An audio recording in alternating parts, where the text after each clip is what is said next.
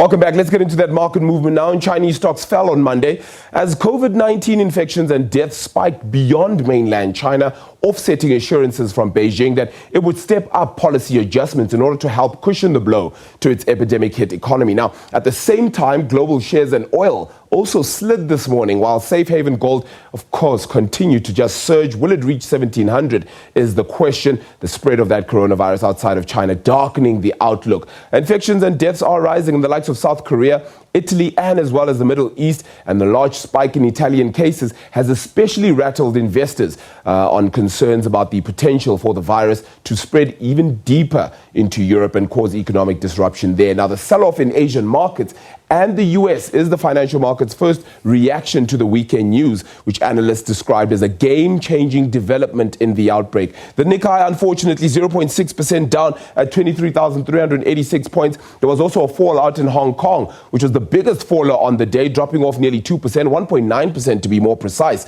at 26,799. Shanghai Composite, more than 3,000 points still, but it did slip around 0.3% this morning. Over to the United States now, and U.S. stocks fell as well. The Nasdaq had its worst daily percentage decline in about 3 weeks. Of course, that is trading from Friday as a spike in new coronavirus cases, should I say, and data showing what does a stall in U.S. business activity in February fueled investors' fears about economic growth. The Dow Jones Industrial Average, well, that fell 0.8%. Just below the 29,000 point mark, and the S&P 500 lost more than 1%, 3,337 points, while the Nasdaq Composite dropped 1.8 to 9,576 points. Let's head on over to Europe now, and of course a whole lot will still be taken in by the fact that the COVID-19 virus is certainly about to impact the whole of Europe by the seams of things. Italy, now affected by COVID-19 in what is massive ways, and that shows up then in the numbers for the European market. The FTSE DAX and CAC 40 all down and really getting hurt and pummeled, really, when one considers how the COVID-19 virus could hurt things along that market. On the local front then, we also have a sense of red coming through as well. It is because of the tensions following through from Friday in the Dow Jones and Wall Street alike, and obviously into Asian markets earlier this morning. Europe in red, so too are we. 55,162 points and 35,674 points then for the financials. Let's head on over now to the commodity shares. Well, those gold continues to be the safe haven right now, so the shares in those will certainly go higher as well. Of course, just last week we did hear AngloGold Ashanti announce its departure from SA, but also brought out its quarterly, or rather interim results, and they showed that they got nearly $79 million with regards to South African assets alone in profit.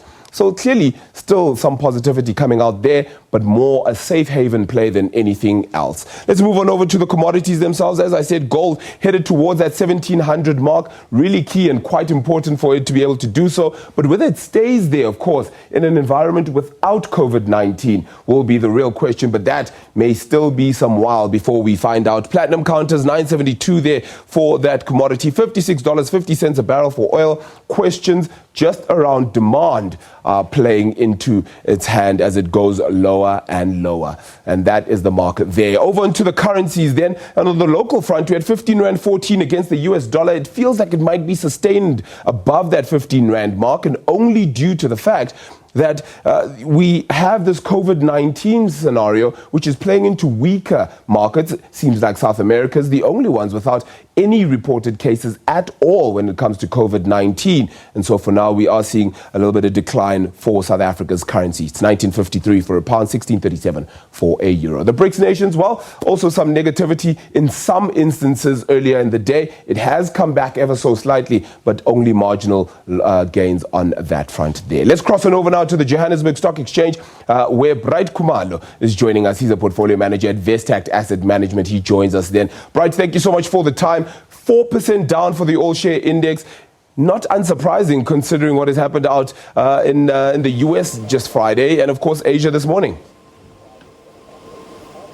Yes, I mean, it's a sea of red, like you're saying, across, your Asia Pacific, the greater Asia area, like you've said, Europe and apparently Africa as well here and the States. I guess, hell is empty and, the devil is roaming the markets and the Valkyries are here. And I guess the Grim Reaper has us by the neck. Sure, that analogy is a little scary, but nonetheless, the whole market picture is around COVID-19. The Italian cases themselves are bound to impact markets as well. Correct. Do you get a sense that we're going to get a sustained period of a run downwards because COVID-19 has found pretty much no solution? Remember, we've been here before in terms of the coronavirus that you're referring to. There's always a day where, it's risk off and we're worried about the coronavirus because it has spread to South Korea and then Italy. And then 2 days later, the market seems to forget what has happened and everyone is, hashtagging BTFD, which means buy the dip. These things happen. But the thing that you need to focus on, during all of this quote unquote turmoil, you should just focus on which companies are good quality and which companies are living up to expectations and actually printing money or making good earnings out of their businesses. And I mean, a lot of businesses did come out and say that they will be affected by this coronavirus. It's not like we're totally brushing it off like it has never happened. It is a form of pandemic, but some companies will do just fine, not as bad as people expected. And the fact that that's is going to happen, it's actually good for investors because they most likely have priced in the extreme scenario here. So if you're a patient investor and you're picking it up, some of those good quality companies at these levels, you might be smiling to the bank in the near future. One of those patient companies has become Berkshire Hathaway. Of course, that company just keeps on rolling with it. Yes, it didn't do as good as the Dow Jones, for example, over the last year or so, but with returns of 11% odd or so, that's still a good company to be invested in, and Warren Buffett is still smiling. Yeah, I mean, you talk about that return of 11%. This is compared to a market that was up about 38%, without any dividends. So they did underperform the market. But again, when we see a bad market like we're currently seeing, you'll see that Berkshire Hathaway doesn't lose a lot of value in that scenario as well. So it's very defensive in its nature. And yes, they came out with their earnings basically saying, those were looking good. They were up. Cash pile of $128.8 billion US dollars, making it into that top 10 list with the likes of Microsoft, Apple, being at the top there, and Google obviously as one of those companies that sits in a big cash pile. But obviously Warren Buffett and Charlie Munger are looking for these acquisitions that are going to move the needle for Berkshire Hathaway. And at this point, they're finding more opportunities in the market. I mean, we've seen them buy Apple around $80 and now selling some of that Apple and buying into other stocks, but mostly, into the things that they already have, they like US banks, etc., etc. It's an interesting one. I'm sure you've read the Berkshire letter. It was light on humor that we usually go there for, and the wisdom, of course. It was like reading a normal financial statement, which is what we expect, I guess, going forward. But a lot of people have been worried about, what happens to Berkshire Hathaway if, Warren Buffett croaks, as they say. But he said, don't worry, if Charlie Munger and I are no longer here, we've got, Ajit Jains, we've got Ted and Todd, and other managers that they've put in place of asset allocation, running these businesses, and, they're not going to dismantle this conglomerate. It will go on in its current form, which is good for those investors who bought it for its, defensive qualities. Yeah, it becomes a little difficult to really assure that the people you leave behind will do exactly as you say, because you'll have no control over them at that time. But nonetheless, we'll see how things fare on that front. But as you said, that's if they don't fight with exactly. It reminds me of certain soccer teams back home. If the leaders do pass away, what happens then? But anyway, let's shift our attention then locally. Sasol coming out with interims there as well. It's a company that continues to have suffered quite a lot, right? And the departure of the CEOs, etc. Lake Louisiana as well, a big problem there.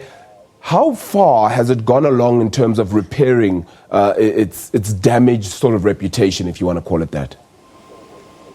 Look, when it comes to the damage and the cost overruns, etc., you and I are on the same page. We don't know. We hope management is going to shed some light on that matter, but man, it's not looking good for this company right now. But looking at the actual numbers, headline earnings per share down 74%.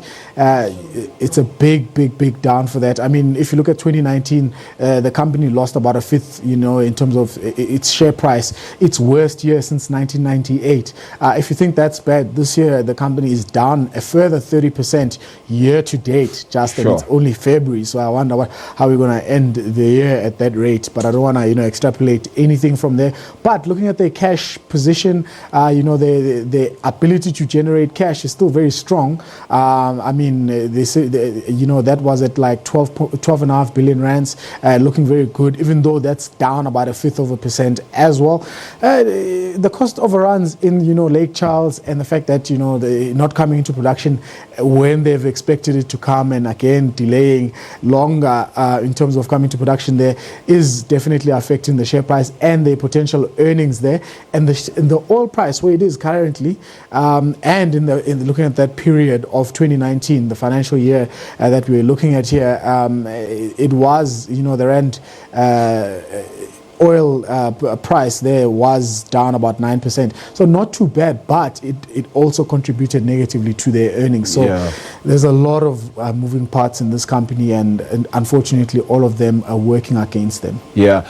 Look, Bright, I know you're not an ecos man, but we do have the budget speech happening on Wednesday, and that could be quite telling. Anything you're looking forward to, hoping for, expecting? Yeah, well, you know what?